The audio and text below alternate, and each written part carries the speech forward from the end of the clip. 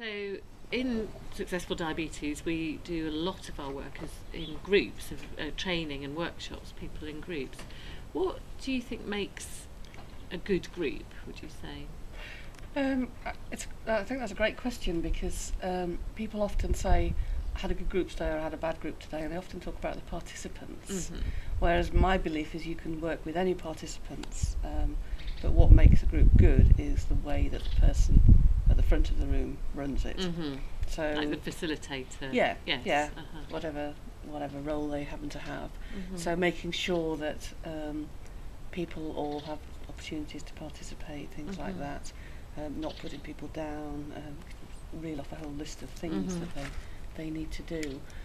But it's about working with whoever's in that room with them and engaging them, actively engaging them in whatever they're doing, so that everybody's participating, everybody's enjoying it, and people learn a whole lot more in that sort of environment. Yes, from being actively engaged in it. Yeah. So really, it's all about the process rather than the actual people and what they know or don't know. Yes, and I think often people come to groups and they might have anxieties themselves, or they might have misinformation, or they might be angry or upset about what's happened to them, and that's the bit that comes out as being what people class as difficult, whereas actually they're just getting the stuff out, really, and emotions are so important because they guide how people feel and think and what they do. So it's important to get those emotions, but then put them to some practical use. Yes. Not let them take over the workshop, which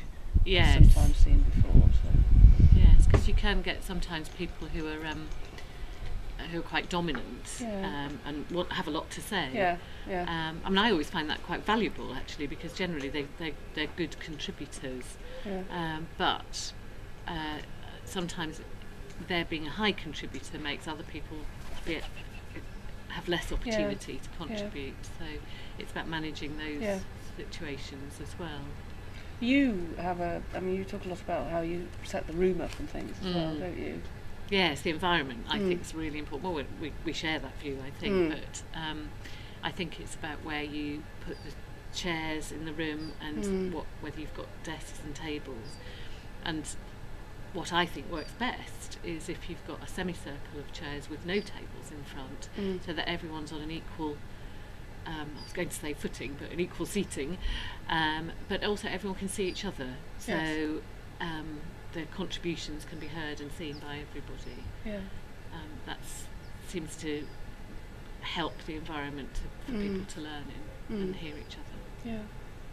And if I was to ask you what your top tip would be to somebody running a group session, what? So that's hard because there are so many factors, aren't there? But I think, going back to what you were saying about the facilitator and their role, I would say that it's about not answering the group, allowing the group to answer its own questions. So if a question comes up that's directed at the facilitator, then the facilitator being able to offer it to all the other people in the room, because the answer might there might be somebody in the room who can help their colleague, their co-learner, to find the answer, rather than the power of that being invested in the facilitator. What would yours be?